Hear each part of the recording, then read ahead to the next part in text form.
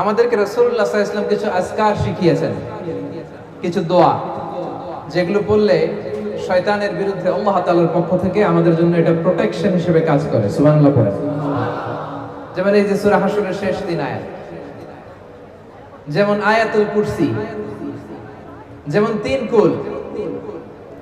এই সূরা হাশরের শেষ 3 আয়াতের এত ফজিলতের কারণ হচ্ছে এই শেষ 3টি আয়াতে আল্লাহ তাআলা তার নিজের 14টি নাম উল্লেখ করেছেন। কয়টি? 14টি। কালামুল্লাহ মাজিদের কোন সূরায় কোন জায়গায় এভাবে টানা আল্লাহ তাআলার এতগুলো আসমাউল্লাহিল হুসনা সিফাতি নাম বা গুণবাচক নাম একসাথে খুঁজে পাওয়া যায় না। এখানে 14টা নাম পাওয়া যায় আল্লাহ। আজকে এই 14টা নামের তাফসীর আমরা শুনবো ইনশাআল্লাহ। বলেন এজন্য এই সূরাতুল হাশরের শেষ 3 আয়াতের এত গুরুত্ব। এবং এই আয়াতগুলো পড়লে আল্লাহ তাআলার সত্তার যে পরিচয়, অরিজিনাল পরিচয়, এটা আপনি পাবেন। আল্লাহ তাআলা অত্যন্ত অনুপম ভঙ্গিতে এই 3টি আয়াতে নিজের পরিচয় দিয়েছেন। এছাড়াও আরো কয়েকটি জায়গায় আল্লাহ তাআলা নিজের চমৎকার পরিচয় দিয়েছেন। যেমন সূরাতুল বাকারার 255 নম্বর আয়াত মুখস্থ আছে না? আয়াতুল কুরসি, ওই একটা আয়াতে আল্লাহ তাআলা চমৎকার ভাবে নিজের পরিচয় দিয়েছেন। এবং বিষ্ণু ঈসা ইসলাম বলেন, মান খারাআ আয়াতুল কুরসি দুবুরা কুল্লি সালাতিন মাকতুবাতিন লাম ইয়ামনাহু মিন দুখুলিল জান্নাতি ইল্লাল মাউত।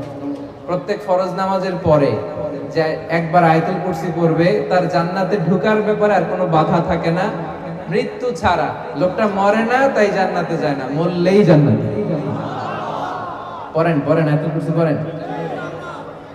এরপরে সূরাতুল ইখলাসের ছোট্ট 4টা আয়াতে আল্লাহ তাআলা অসাধারণ করে অনুপম ভঙ্গিতে নিজের পরিচয় দিয়েছেন। কুল হুয়াল্লাহু আল্লাহুস লাম ইয়ালিদ ওয়া লাম ইয়াকুল লাহু, অসাধারণ পরিচয়। ঠিক তেমনি ভাবে সূরাতুল হাশরের এই শেষ 3টি আয়াতে আল্লাহ তাআলা চমৎকার ভাবে নিজের পরিচয় দিয়েছেন। এবং এগুলোকে বলা হয় আসমাউল্লাহিল হুসনা, আল্লাহর সুন্দর সুন্দর নাম। আল্লাহর নামের চাইতে সুন্দর নাম আর হতে পারে? বলেন, সুন্দর নাম আর হতে পারে?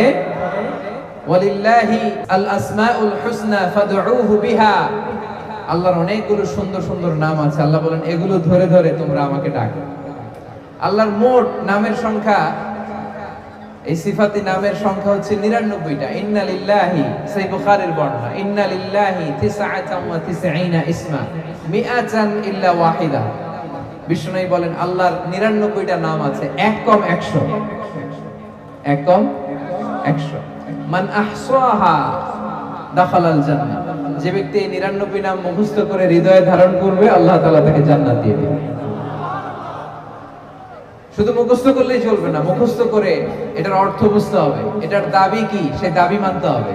কারণ বিষ্ণু বলেন নাই মান হাফিজাহা দাখালাল জান্নাহ, তিনি বলেছেন মান আহসাহা দাখালাল জান্নাহ। এটাকে পড়তে হবে, মুখস্থ করতে হবে, হৃদয়ে ধারণ করতে হবে। এবং এই নামের যে দাবি, সেই দাবি পূরণ করলে তাকে জান্নাতের মালিক বানাই দিবে কে?